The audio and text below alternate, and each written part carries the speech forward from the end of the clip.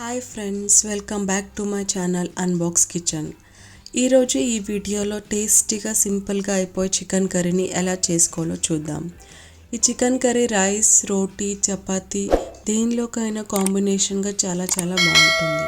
దీనికోసం ఫస్ట్ మనం 1/2 kg chicken తీసుకొని నీట్గా వాష్ చేసుకొని 1/2 టేబుల్ స్పూన్ కారపొడి, రుచికి సరిపడా ఉప్పు, 1/2 టీ స్పూన్ పసుపు, 1 టేబుల్ స్పూన్ ఆయిల్ వేసుకొని అంతా కలిసేలా మంచిగా కలిపి మ్యారినేట్ చేసుకొని ఒక 15 నిమిషాలు పక్కన పెట్టేయాలి. ఇప్పుడు చికెన్లోకి మసాలా పౌడర్ కోసం 1 టేబుల్ స్పూన్ ధనియాలు, 2 లేదా 3 యాలక్కాయలు, 2 లేదా 3 లవంగ మొగ్గలు, 1 ఇంచు దాల్చిన చెక్క, 1/2 టేబుల్ స్పూన్ జీలకర్ర, ఒక చిన్న బిర్యానీ ఆకు వేసుకొని వీటన్నిటిని ఫైన్ పౌడర్ లాగా గ్రైండ్ చేసుకొని పక్కన పెట్టేయండి. ఇప్పుడు మసాలా పేస్ట్ కోసం వెల్లుల్లి రెబ్బలు, అల్లం తరుగు, కొత్తిమీర, 1/2 కప్పు సన్నగా తరిగిన టమాటాలు వేసుకొని వీటన్నిటిని మెత్తని పేస్ట్ లాగా గ్రైండ్ చేసుకొని పెట్టుకోవాలి.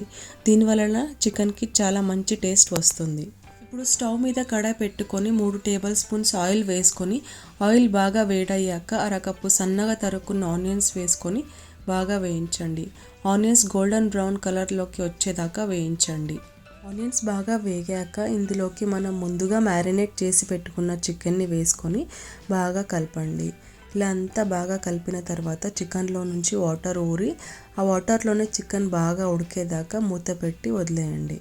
ఇప్పుడు చికెన్ ఆయిల్లో బాగా ఉడికింది. ఇందులోకి మనం ముందుగా గ్రైండ్ చేసి పెట్టుకున్న మసాలా పేస్ట్ని వేసి చికెన్ అంతా కలిసేలా బాగా కలపండి.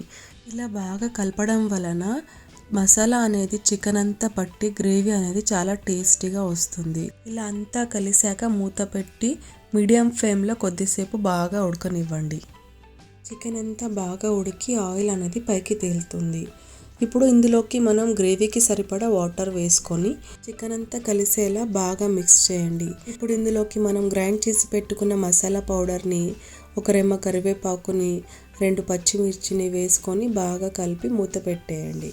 లాస్ట్లో 2 టేబుల్ స్పూన్స్ సన్నగా తరుక్కున్న కొత్తిమీర వేసుకొని బాగా కలపండి. ఒకవేళ ఉప్పు సరిపోకపోతే అడ్జస్ట్ చేసుకొని అంతా బాగా కలిపి 5 మినిట్స్ లో ఫ్లేమ్లో పెట్టి స్టవ్ ఆఫ్ చేసేయండి. అంతే, simple and easy chicken curry ready. ఈ కర్రీని మీరు ఇంట్లో తయారు చేసుకొని ఎలా వచ్చిందో నాకు కామెంట్ చేయండి.